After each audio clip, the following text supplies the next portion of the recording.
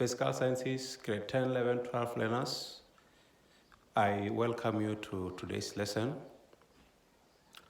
We are going to look at how we say direction, different methods of representing a direction. We have what is called relative directions. For example, when you say to the left, to the right, forward, backward, up, and down, that's another way of saying a direction. We have another way which is called a compass direction, or making use of a compass. In this one, you can say north, south, east, and west.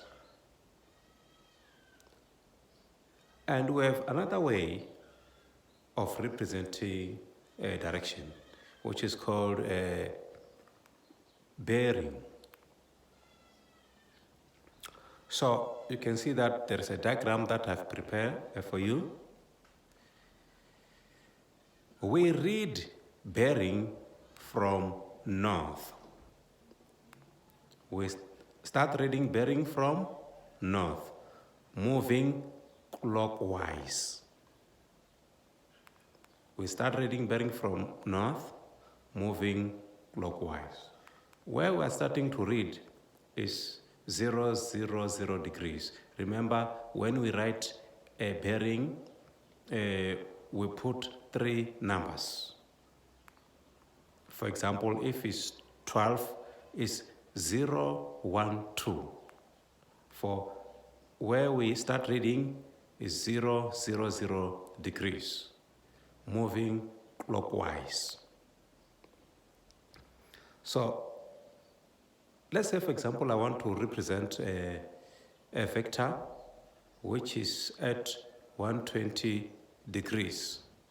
How do I determine this 120? We have an instrument called protractor.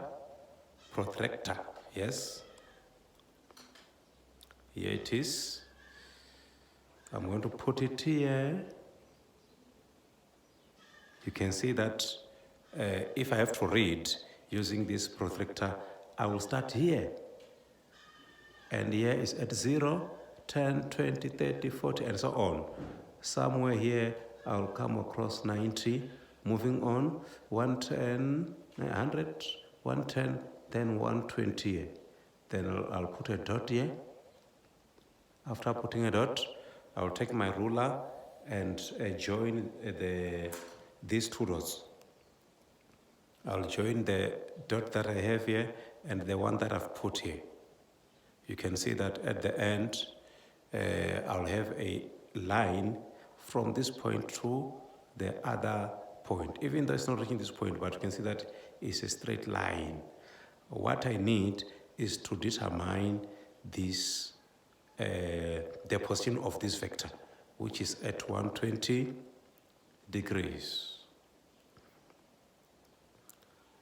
Another way is called the direction for the horizontal motion. Another way is when you say the direction of a horizontal motion. Look, I have a box or an object which is on the surface. So if this object is moving this direction, the name of direction is to the right.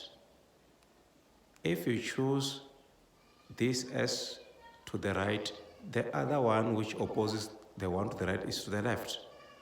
Most of the time, we'll have to assign the the sign, like positive or negative. If I choose to the right as positive, to the left will be negative. And then what about the direction for vertical motion? You choose upward or up as positive, down will be negative. You choose up as positive, down will be negative.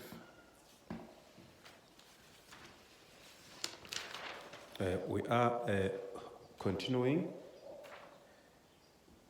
I have another diagram here which will help us to know how to say direction if we have a situation like this.